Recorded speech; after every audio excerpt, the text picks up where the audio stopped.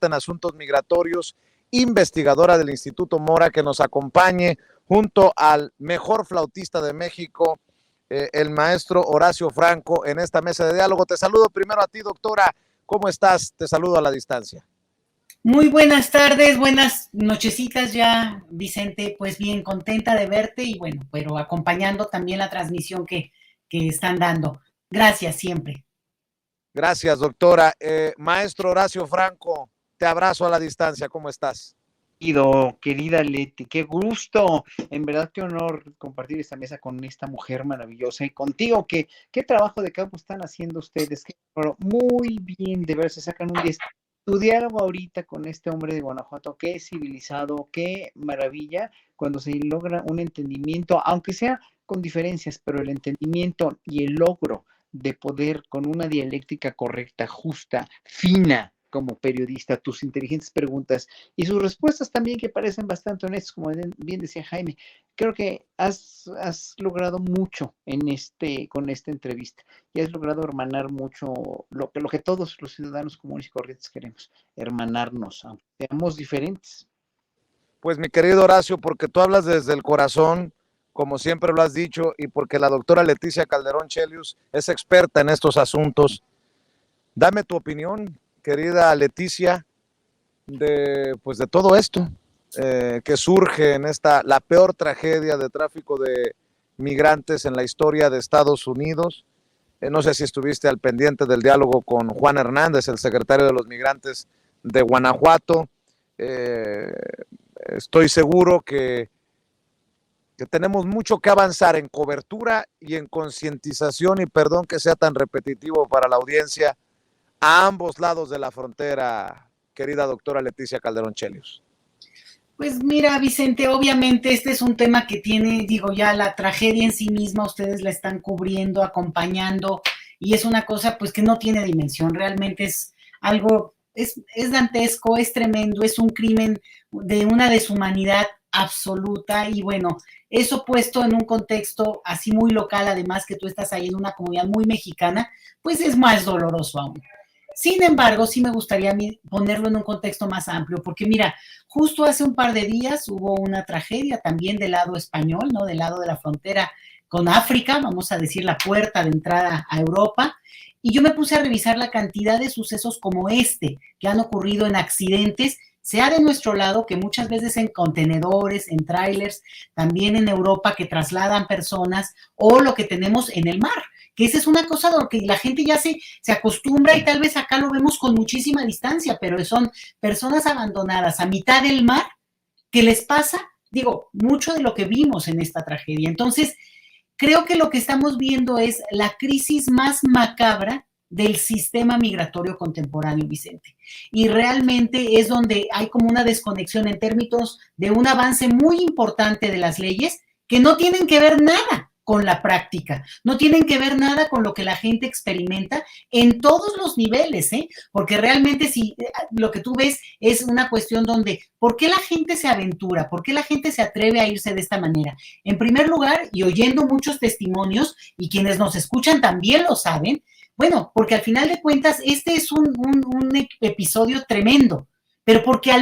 cada día están cruzando 1, 2 o no sé cuántos trailers, o cuántos tipos de maneras de cruzar. O sea, esta ha sido parte de la experiencia de un país como Estados Unidos y también de México, donde ha transitado, y digo México sobre todo porque es el último eslabón territorial antes de llegar a Estados Unidos para toda América Latina, principalmente Centroamérica y nuestro propio país. Entonces, lo que yo veo aquí, Vicente, es que ya no podemos quedarnos en la cuestión de la coyuntura, de una tragedia que es tremenda, sino verlo más panorámico y tratar de empezar a exigir desde esa óptica. Porque acuérdense que a finales del año que hubo otra tragedia terrible de un accidente ahí por un choque, y si no se hubiera sabido, pero un choque donde murieron también muchas personas en Chiapas que iban rumbo a Estados Unidos. La mayoría en ese caso eran centroamericanos. Tremendo el episodio de una movilización inmediata, que incluso surgió un grupo de acción inmediata que convocó a los presidentes, convocó a los funcionarios, el que siempre está ahí en todo, bueno, el embajador estadounidense metido ahí también en la reunión, bueno, pues como una autoridad daría fe, y además está firmando. ¿Y qué es lo que tenemos? Que no sabemos ni qué pasó con esa acción, qué resultó y qué consecuencias en términos de acuerdo se dieron. Y te lo digo yo, que acompaño estos temas de migración. O sea, imagínate si yo no me entero, aunque le rasque y le busque. Entonces, yo sí creo que hay un poco, no sé, una actitud que dejó mucho los temas de migración para un área que la está llevando en el caso de México, pero que no nos deja acompañar, Vicente, no ayuda. Y esta tragedia lo que hace es que lo demuestra. Tú ahorita que hablabas también con Juan, me parece que es súper interesante y súper importante destacar varias cosas. Digo, no me puedo extender y me quiero extender tanto, pero híjole, de verdad que este es un tema que pues me da de verdad mucha pena, mucha tristeza, porque al final de cuentas el dolor de las personas, cada uno lo podemos entender, ¿no? Es tremendo. Pero lo que quería decir que tiene que ver con, al final de cuentas, es esta situación en la que tenemos, por un lado, un cierre, unas leyes, ¿no? Que ahora que hablaban de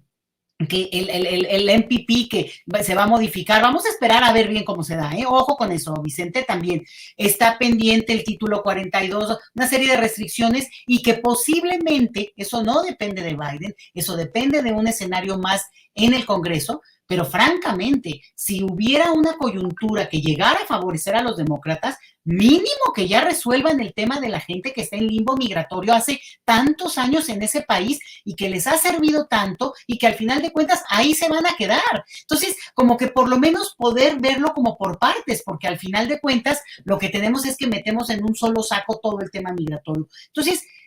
el gobierno de México no puede empujar, no puede insistir, no puede presionar, puede mencionar, pero ojalá por lo menos Dreamers, DAPAS y todo este tema que tiene que ver con quienes están allá a la espera de hace tanto pudiera avanzar. Eso depende de los políticos en Estados Unidos. Y del lado mexicano, agárrate que yo puedo estar aquí 3 horas, no lo hago por respeto también a mi querido Horacio Franco y que te agradezco que me dejaras tomar el micrófono tanto, Vicente.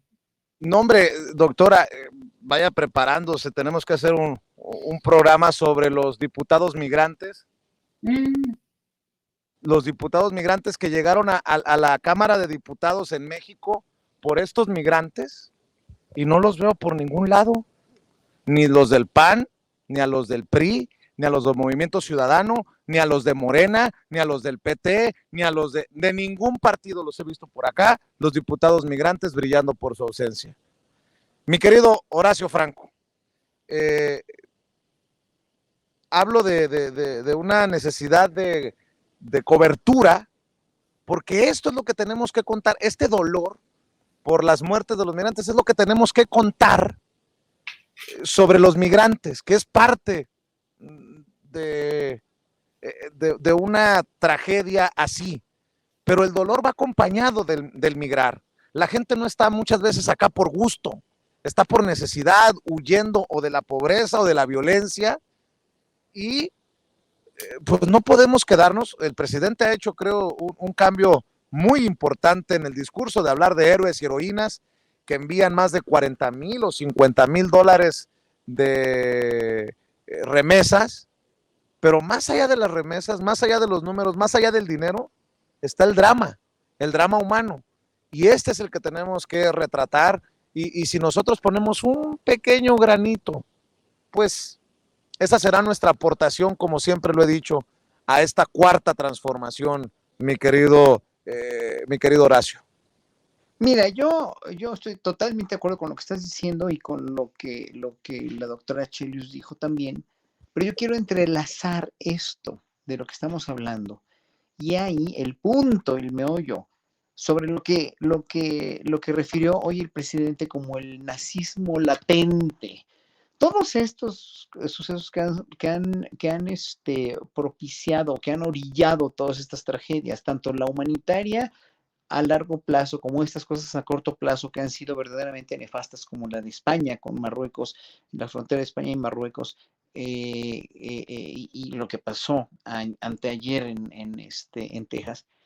Todo es culpa, en realidad, o sea, sí, por la falta de oportunidades, por la falta de trabajo, porque la gente se quiere quedar en sus lugares, pero ha habido en realidad con los gobiernos anteriores un cierto, en realidad sí, y en Europa lo sigue habiendo y también en Marruecos lo hay, en África, en todos lados hay, porque todos los gobiernos llevan una parte fascista o una parte nazi o una parte pinochetista, como la quieran llamar, o sea, a mí no me importa cómo, pero es una, cómo se llame, pero es una cuestión de considerar ciudadanos de segunda, ¿no? A sus ciudadanos mismos, ciudadanos de segunda, ¿no? Les pasó a esta tribu de África, les pasa a los guatemaltecos que no son ricos, que no son rubios, que son, porque Guatemala es un país muy racista y me ha constado muchas las veces que he ido, me ha constado mucho, pues en Honduras la falta de oportunidades también y la diferencia entre ricos y pobres que hace que los ricos se vuelvan en un momento dado no confesionalmente nazis o fascistas, pero sí hacen que en un momento dado la gente pobre no tenga oportunidades como precisamente hicieron con las leyes de Nuremberg de 1935, los nazis, donde les prohibieron a los judíos tener, y ahora sí en mala leche, ¿no? Tener propiedades, tener carreras, etcétera, etcétera. Eso se lo hicieron a los judíos en Europa siglos enteros, o sea, más de un milenio, porque les inventaron el mito de Isida, el mito de que ellos mataron a Dios. Entonces, con ese estigma, los judíos estuvieron en Europa. Siempre algunos grandes personajes los protegieron, como León de Módena, un rabino que protegió mucho a la comunidad de Mantua, por ejemplo, hizo que hubiera artistas prominentísimos dentro de la comunidad judía, pero no fue, o sea, no había realmente un permiso para que los judíos hicieran más que dinero. Eso fue lo que los orilló a convertirse en usureros, prestamistas, etcétera, etcétera. Por lo menos con los judíos lograron algo. Lo que Hitler quiso es exterminarlos, porque él pensaba que era una plaga, así que eran como ratas. Incluso la propaganda de Goebbels o sea, que es muy exagerada, los compara con ratas, pero bueno, ahí sí estuvo, o sea, sí es fue muy fuerte lo del fascismo. Pero yo me pregunto a mí mismo, ¿no es un cierto tipo de fascismo, de considerar a ciudadanos como ratas o como ciudadanos de segunda o como gente indeseable en tu propio país, a gente que no le das oportunidades de trabajo porque todo te lo estás robando, porque todo te lo estás agenciando tú, porque con todo estás haciendo negocio, incluso con lo que no es tuyo, como las tierras de los campesinos o de los ejidatarios, o como las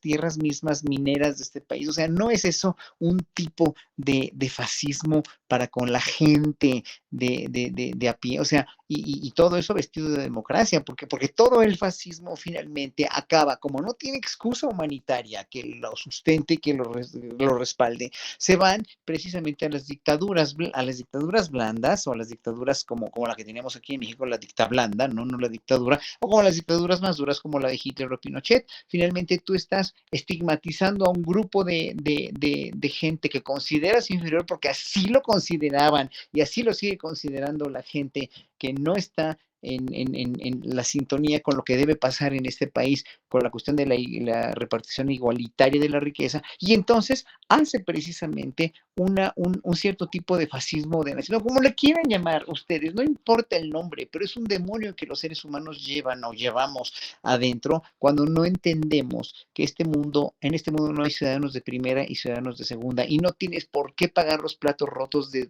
tus robos y de tu inmoralidad de despojar a un pueblo, de despojar a una nación por hacer negocio, como muchos presidentes y gobernantes de Sudamérica y de África también, por eso se han visto. Además, África con el saqueo enorme que tuvieron de Europa, que los dejaron con una mano adelante y otra atrás, pero pues aquí también los gringos y los canadienses y los europeos nos han dejado con una mano adelante y otra atrás, y los gobernantes anteriores que no entendieron esto, que fueron unos ineptos, mediocres y rateros corruptos, pues obviamente todos se llevaron, nos despojaron, y hoy por hoy pues mexicanos se siguen yendo allá en las condiciones más infrahumanas. Pero eso quería yo entrelazar, mi querido Vicente, las prácticas fascistas, nazis, o como le quieras llamar, como le quieren ustedes llamar, y el público también. Espero que me comenten aquí en el chat si están de acuerdo. Estoy contestando los mensajes también, porque yo creo que es un demonio que llevamos dentro y por lo que la gente migre y se tiene que ir y tiene que sufrir estas cosas tan desagradables como las que están sufriendo. Estamos escuchando lo mismo cántico